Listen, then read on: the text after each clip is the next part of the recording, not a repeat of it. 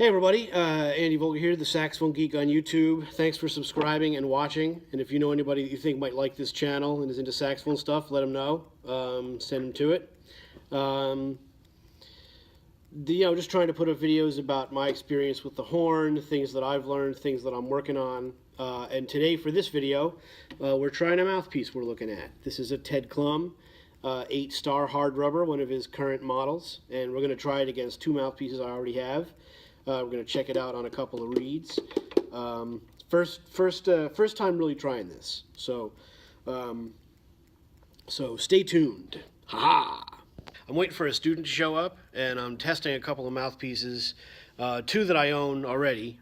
One that I play a lot. This one here, the Soloist. And two others I'll show you now. This is a modern Slant signature. This is the vintage mouthpiece they just came out with. And I had this refaced. It's about 110, which is an 8. And then this is a Ted Klum hard rubber that he makes now, and this is a 8-star, so a little more open than the 8. And then of course the Soloist here, which is about a 7. This is about 102. I have a whole bunch of different reeds here to try. A bunch of them are Java 4s, and some of them are Rigati Gold 4 strong.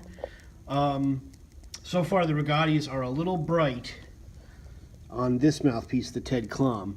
We're going to try just on this reed right here, which I marked number 19. And we're going to try these three mouthpieces on this reed with various ligatures, because one ligature doesn't fit on all the mouthpieces. And if you've been through this, you know what I'm talking about. I apologize for the audio quality. This is an iPhone 6, and it does not like the saxophone, much to my chagrin. Kind of a waste of money if it doesn't record what I need it to record, but that's what I've been dealing with. So here's the Soloist with that reed.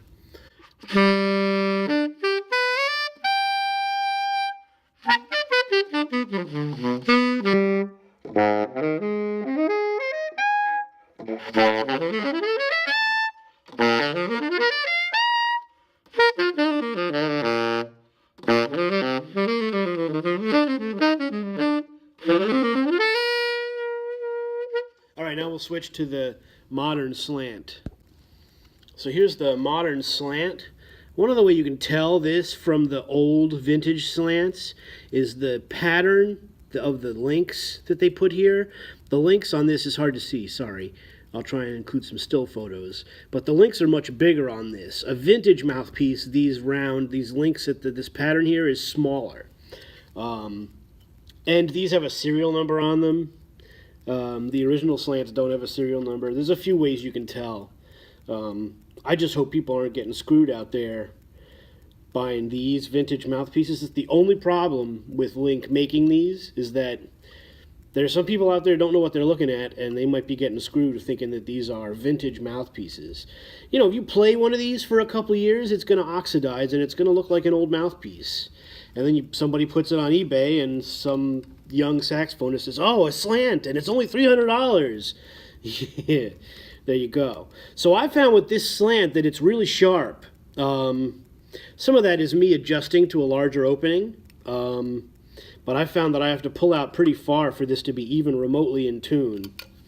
And here's what it sounds like.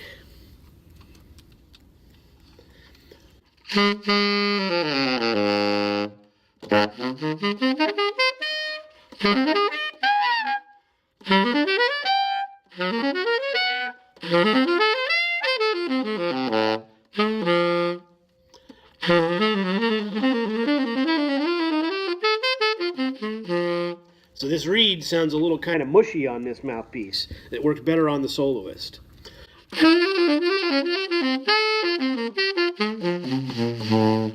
Ultimately, you're looking for a mouthpiece where you can get the most out of your reeds. You know, now we're going to go to the Ted Klum. And I like everything about the idea of this mouthpiece. He's an excellent craftsman. He knows what he's doing. He's doing it, you know, probably longer than I've been playing the damn instrument. And I'm not a young dude anymore. So Ted Klum's the guy. This is an 8-star. But it's a large chamber mouthpiece, and so sometimes you find that these are just a little dead. The old guys used to call them tubby. And I'm playing a Soloist, which is a very small chamber, so I'm more used to that. So there's a lot of adjustment going on here. So if I were to buy this mouthpiece, it would be a while before I was really used to it. And that's a part of the process. The problem is that this is an expensive mouthpiece, so you're taking a really big risk. This is like the gambling equivalent of a gambling addiction for saxophone players, is buying mouthpieces, because this is a pretty big purchase, and then in a month I might not like it, and then what do you do? So here's that same reed on the Ted Klum mouthpiece.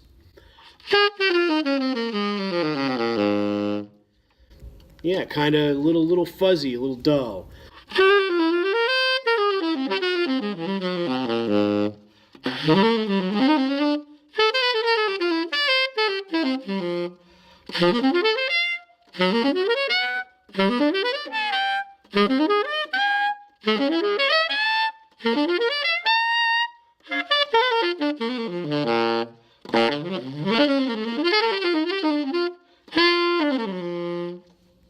So that was the Ted Klum. All three of those mouthpieces on the same reed. Not a great reed, and it gives you an idea kind of what you're dealing with. The other issue is that this mouthpiece really compresses the cork a lot. If I were to play this mouthpiece for a week, the Soloist would no longer fit on this neck. And that's one of the other hardships of trying different mouthpieces. So there's just so many variables. It's part of why it's hard to demonstrate, and it's a part of why it's hard to do as a saxophone player, to find mouthpieces. There's all these variables that you're dealing with. So there you go. Quick little video. I'll let you know if I end up purchasing this mouthpiece. With a really good reed, it plays awesome. So the question is it just a little too open? If I went with a slightly smaller size, would it not feel as dead? That's the question. And I don't have the answer right now. There you go. So thanks for watching. Thanks for subscribing. If you know anybody that you think might like this channel, let them know. Hit them up. Thanks. Just for a little comparison, here is the Ted Klum 8-star with one of the Rigati Gold 4 Strong. It's a brand new reed. Here's what it sounds like.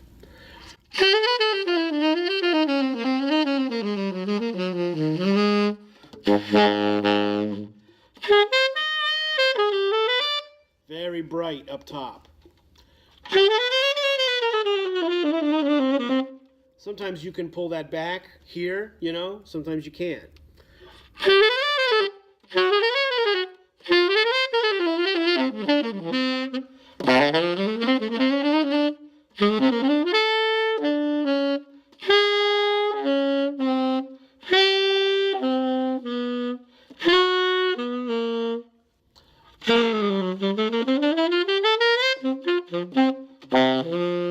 For me, that's a little too much edge up top. Yeah, that's one of the, it's one of the hard parts, is getting all the stuff you need in your sound. Because sound is really important. For me personally, the tone and the sound that I'm trying to get to is really important. You know, you can play a lot of notes. I play a lot of notes. I play too many notes, sure. But I'm not really defined by a harmonic concept. Some guys, you know, they have a harmonic concept or a rhythmic thing they do. For me, it's sound. And so that's why I'm really touchy about mouthpieces. And so it's hard for me to pull the trigger on something if I'm not sure that I'm really going to get the sound that I'm looking for. Here's one of the other Rigati Gold 4 Strong that I just opened. Brand new reed. And this is what it's like. This is the Ted Klum 8-star. So this reed's a little more forgiving.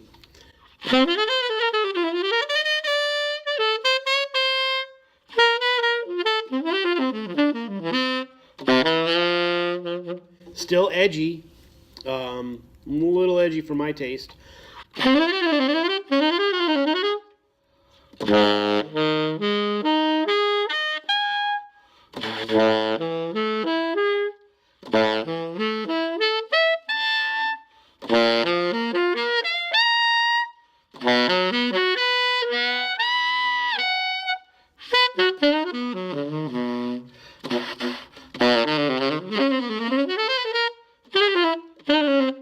like some sound in the middle. I like down in the here. I like the bottom. But it's up top.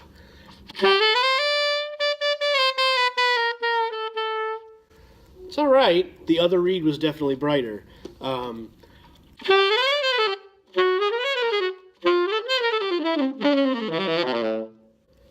Interesting mouthpiece. It doesn't feel hard to play. I'm used to more like a 7. And usually when you jump up a size and a half in mouthpieces, they're a lot harder to play. But Ted makes a really good mouthpiece, and his facing work and baffle work is great. So it's not that hard to play. It's just going to be a matter of, am I comfortable with the tone and the sound that I'm getting out of it? Because that's really one of the most important things for me. So yeah, there you go. Thanks for watching.